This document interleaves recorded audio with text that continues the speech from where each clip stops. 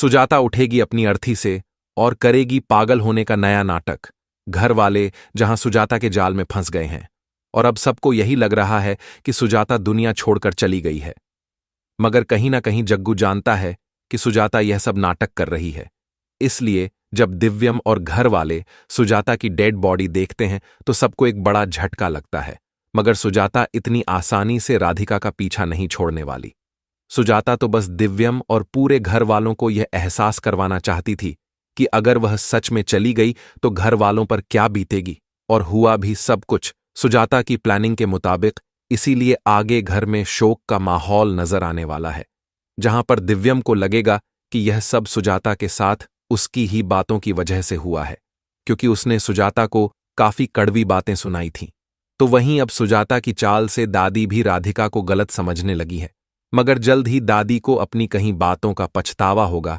तो वहीं जब घर वाले सुजाता को अंतिम संस्कार के लिए ले जाने लगेंगे, तभी सुजाता अर्थी से खड़ी उठ जाएगी, जिसे देखकर दिव्यम को काफी खुशी होगी और वहां मौजूद सभी लोग हैरान रह जाएंगे।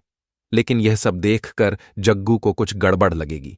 मगर जब दिव्यम सुजाता से बात करने और माफी मांगने की कोशिश करेगा तो सुजाता पागल बनने का नाटक शुरू कर देगी, जिससे घर वालों को लगेगा कि उस एक्सीडेंट में सुजाता के सिर पर चोट आने की वजह से वह पागल हो गई है। लेकिन सुजाता की यह चाल जल्द ही राधिका पता लगाएगी। सुजाता ने चल ली है। एक और बड़ी चाल घर में होगी, सुजाता के अंतिम संस्कार की तैयारी। राधिका जब देखती है कि सुजाता ने अंदर से कमरा बंद कर लिया है तो वह घर वालों को यह सब बता देती है। लेकिन दरवाजा तोड़ने पर सुजाता कमरे में नहीं मिलती, जिससे पूरे घर वालों को सुजाता की काफी चिंता होने लगती है। इसलिए सभी सुजाता को यहां वहां और घर के आसपास ढूंढने लगते हैं। मगर जब किसी को सुजाता नहीं मिलती तो घर वाले पुलिस के पास रिपोर्ट लिखवाने का फैसला कर लेते हैं, जिसके बाद घर में पुलिस की तरफ से फोन आता है कि सुजाता के जैसी कद काठी वाली एक औरत की डेड बॉडी मिली है, जिसे सुनकर दिव्यम और पूरे घर वालों के होश उड़ जाते हैं। जहां दिव्यम यह मानने को राजी नहीं होता कि वह सुजाता का शरीर है। मगर दिव्यम जब खुद अपनी आंखों से यह सब देखता है तो इससे दिव्यम को एक बड़ा झटका लगता है, क्योंकि वह बॉडी सच में सुजाता की ही होती है। लेकिन अब भी दिव्यम सुजाता की चाल से अनजान है, क्योंकि दिव्यम और राधिका के रिश्ते में दरार डालने के लिए सुजाता कोई भी गिरी हुई हरकत कर सकती है। इसलिए जो कुछ भी हुआ, दिव्यम उसका गुनहगार खुद को मानने लगेगा, जिससे एक बार फिर से दिव्यम राधिका से दूर जाने का मन बना लेगा।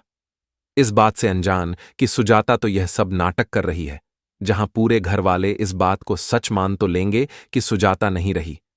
मगर जब सुजाता को अंतिम संस्कार के लिए ले जाया जाने लगेगा, तभी सुजाता एकदम से उठकर घर वालों को हैरान कर देगी, जिससे आगे देखना दिलचस्प होगा कि आखिर अब सुजाता के दिमाग में चल क्या रहा है।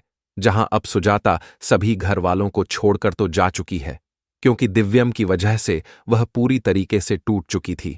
वहीं सुजाता की खबर सुनकर सभी घर वाले काफी परेशान हो जाते हैं।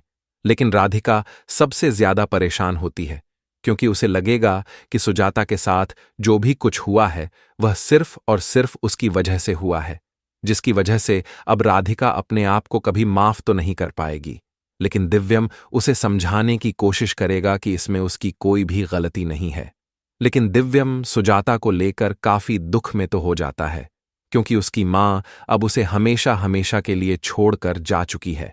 वहीं दिव्यम भी अच्छी तरीके से जानता है कि सुजाता ने यह कदम केवल उसकी बातों की वजह से उठाया था, क्योंकि सुजाता उससे बहुत प्यार करती थी और दिव्यम की बात सुनकर सुजाता पूरी तरीके से टूट चुकी थी। मगर अब यह देखना काफी इंटरेस्टिंग होगा कि क्या सच में सुजाता सभी को छोड़कर चली जाएगी, या फिर यह भी उसका कोई प्लान है। आप सभी को क्या लगता?